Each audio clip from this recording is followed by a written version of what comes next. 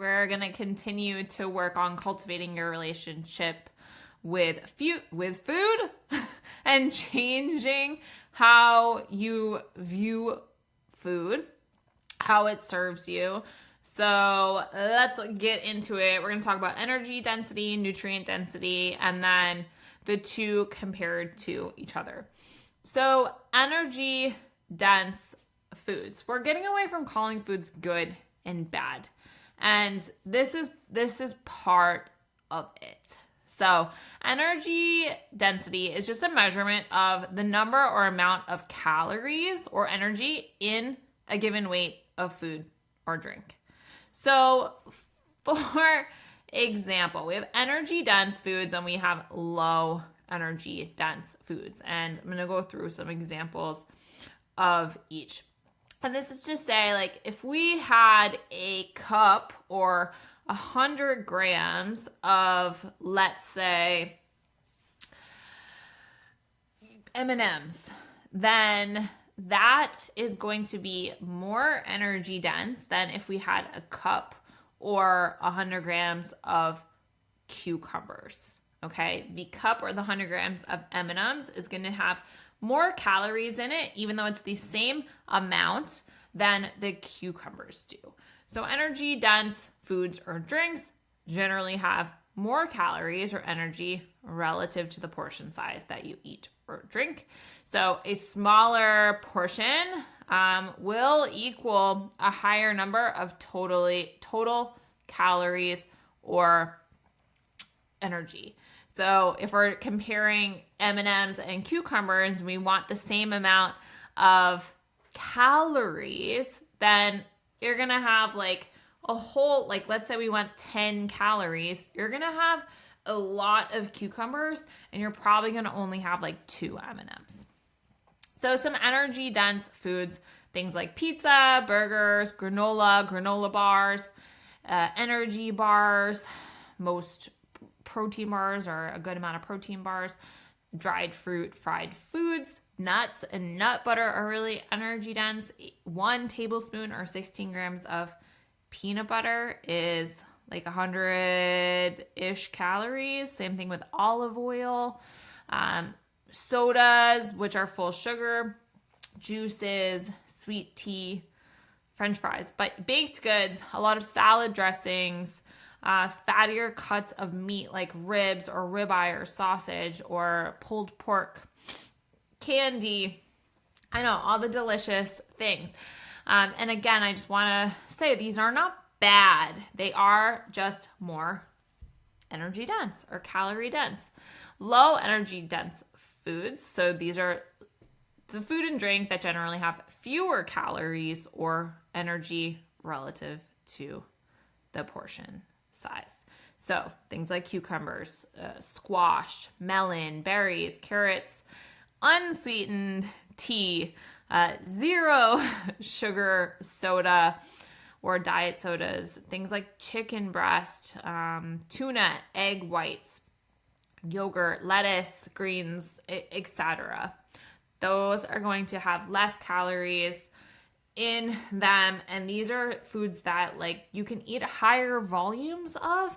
So if you're someone that is trying to, let's say, lose weight, then you're probably going to lean into a lot more low energy dense foods most of the time, and then have some of the energy dense foods some of the time.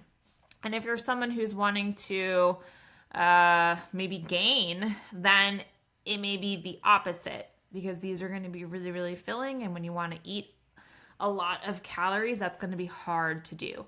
But if you want fewer calories to lose fat, then having lower energy dense foods is going to help keep you feeling more full.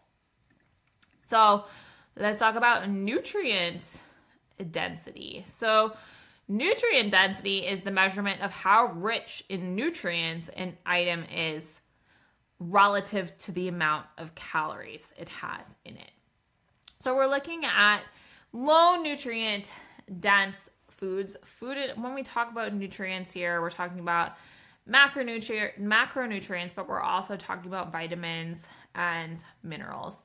So yes, a lot of the same foods that we saw that were also energy dense, but not all of the same.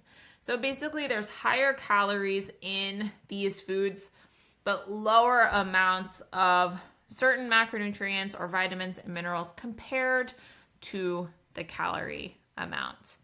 And then on the alternative, we're looking at foods that are nutrient dense, and these are rich in vitamins and minerals and certain macronutrients compared to the amount of calories or energy that's in them. And we're looking at a lot of things like vegetables, fruit, whole grains, more complex carbs, a lot more whole food items.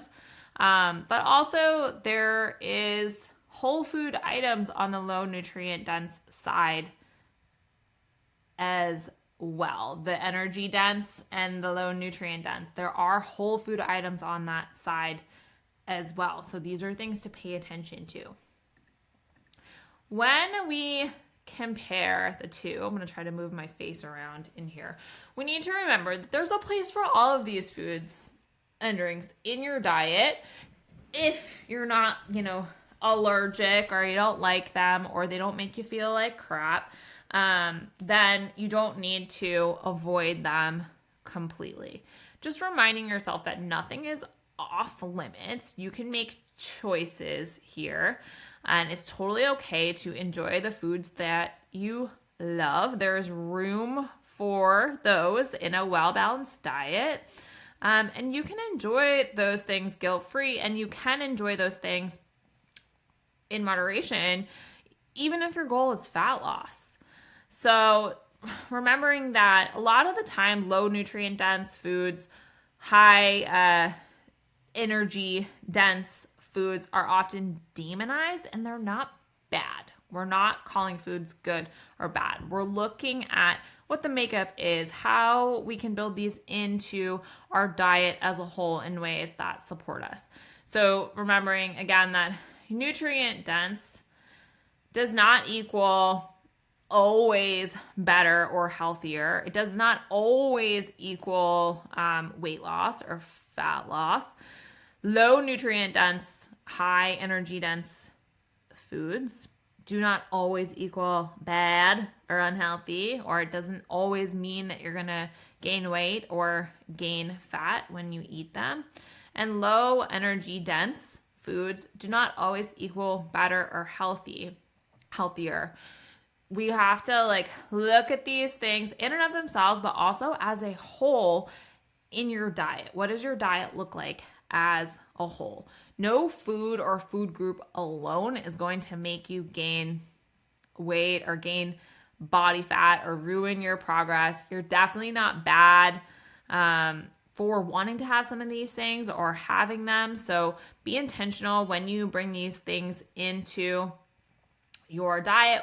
There's a lot of strategies involved in here, like I mentioned, to make your nutrition a lot more enjoyable, and certainly make certain phases that maybe you're going through, like a fat loss phase or like a gaining phase, a lot simpler and a lot easier, and allow you to adhere to it a lot more. So these are some strategies that you can use, a little bit more background and kind of digging into foods in general versus looking at things as good or bad or clean or unclean or whatever, because that doesn't give us information. We want to look at the food in general, how our diet looks as a whole, and what is going to support us in the whole picture. If there's any questions at all, you want to chat about any of this in more detail, then please reach out to me and I would love to chat more about it.